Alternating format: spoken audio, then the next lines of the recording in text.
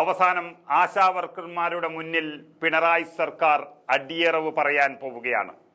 അതായത് സെക്രട്ടേറിയറ്റ് പടിക്കൽ 38 ദിവസമായി രാപ്പകൽ സമരം നടത്തുന്ന ആശമാരെ ചർച്ചയ്ക്ക് വിളിച്ചിരിക്കുകയാണ് സർക്കാർ. NHM സ്റ്റേറ്റ് മിഷൻ ഡയറക്ടർ ഇന്ന് ആശമാരുമായി ചർച്ച നടത്താൻ പോവുകയാണ്.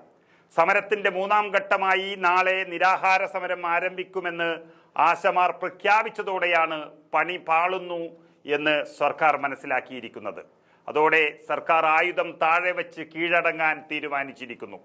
സെക്രട്ടേറിയറ്റ് പടിക്കൽ ആശമാർ നടത്തുന്ന രാപ്പകൽ സമരം ഇന്ന് 38ാം ദിവസത്തിലേക്ക് കടന്നിരിക്കുകയാണ്.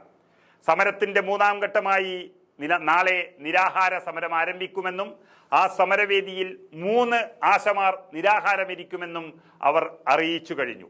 അതോടെ സർക്കാർ ശരിക്കും ഭയന്നു എന്ന് വേണമെങ്കിൽ പറയാം. അതിനിടെ ഓണറേറിയത്തിന്റെ 10 മാനദണ്ഡങ്ങൾ പിൻവലിച്ചുകൊണ്ട് സർക്കാർ പുറപ്പെടുവിച്ച ഉത്തരവിൽ ഗുരുതരമായ പിഴവുണ്ട് എന്ന് പറഞ്ഞുകൊണ്ട് ആശമാർ ഇന്നലെ രംഗത്ത് വന്നു.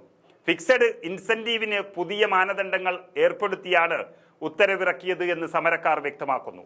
സമരക്കാർ നിലപാട് കടുപ്പിക്കുകയും സർക്കാർ പ്രതിരോധത്തിലാവുകയും ചെയ്യുന്നതിന്റെ എല്ലാ ലക്ഷണങ്ങളും കണ്ടു തുടങ്ങിയതോടെ കാര്യങ്ങൾ കൈവിട്ടുപോയി എന്ന് സർക്കാർ ഉറപ്പിച്ച മട്ടാണ്. ഇൻസെന്റീവ് കുറഞ്ഞാൽ ഓണറേറിയം പകുതിയായി കുറയും.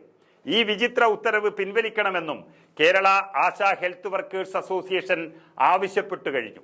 അതേസമയം ആശമാർക്ക് പിന്നാലെ സെക്രട്ടേറിയറ്റ് പടിക്കൽ അങ്കണവാടി ജീവനക്കാർ ആരംഭിച്ച രാപ്പകൽ സമരവും ഇന്ന് 3ാം ദിവസത്തിലേക്ക് കടക്കുകയാണ്.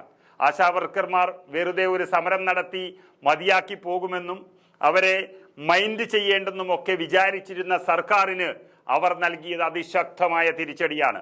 38 ദിവസം കഴിഞ്ഞിട്ടും സമരത്തിന് മൂർച്ച കൂടിയതല്ലാതെ ഒട്ടും കുറഞ്ഞിട്ടില്ല. അതുമാത്രമല്ല, ആശാവർക്കർമാരുടെ സമരത്തിൽ നിന്നും ആവേശം ഉൾക്കൊണ്ടുകൊണ്ട് ഈ പറഞ്ഞ അംഗനവാടി ജീവനക്കാരും സമരമായി രംഗത്തെത്തിയതോടെ സർക്കാർ കുഴഞ്ഞുമറഞ്ഞു. കൊല്ലം, ആലപ്പുഴ ജില്ലകളിലെ അംഗനവാടി ജീവനക്കാരാണ് സമരത്തിൽ ഇപ്പോൾ അണിനിരക്കുന്നത്. അംഗനവാടി ജീവനക്കാരെ സർക്കാർ ജീവനക്കാരായി അംഗീകരിക്കുക, മിനിമം വേതനം 21,000 രൂപയാക്കുക തുടങ്ങിയ 10ഓളം ആവശ്യങ്ങൾ ഉന്നയിച്ചുകൊണ്ടാണ് അവർ സമരം നടത്തുന്നത്. അങ്ങനെ ഒന്നിനു പിറകായി ഒന്നായി സമരങ്ങൾ കൂടിക്കൊണ്ടിരിക്കുകയാണ്. ഒരു സമരമല്ലേ എന്ന് പുച്ഛിച്ചു തള്ളാൻ നിന്ന സർക്കാരിന് സമരങ്ങൾ 1 10ആയും 10 100ആയും കാണുന്ന ഒരവസ്ഥയിലേക്ക് സെക്രട്ടേറിയറ്റിന് മുന്നിലെ സമരങ്ങൾ മാറുകയാണ്. കോൺഗ്രസിന്റെ സംഘടനയായ ഇന്ത്യൻ നാഷണൽ അംഗനവാടി എംപ്ലോയീസ് ഫെഡറേഷനാണ് ഇപ്പോൾ അംഗനവാടി സമരത്തിന് നേതൃത്വം നൽകുന്നത്. ഇതിനിടെ 6 മാസമായ പെൻഷൻ കിട്ടാത്ത വിരമിച്ച അംഗനവാടി ജീവനക്കാരും സമരം തുടങ്ങിയിട്ടുണ്ട്.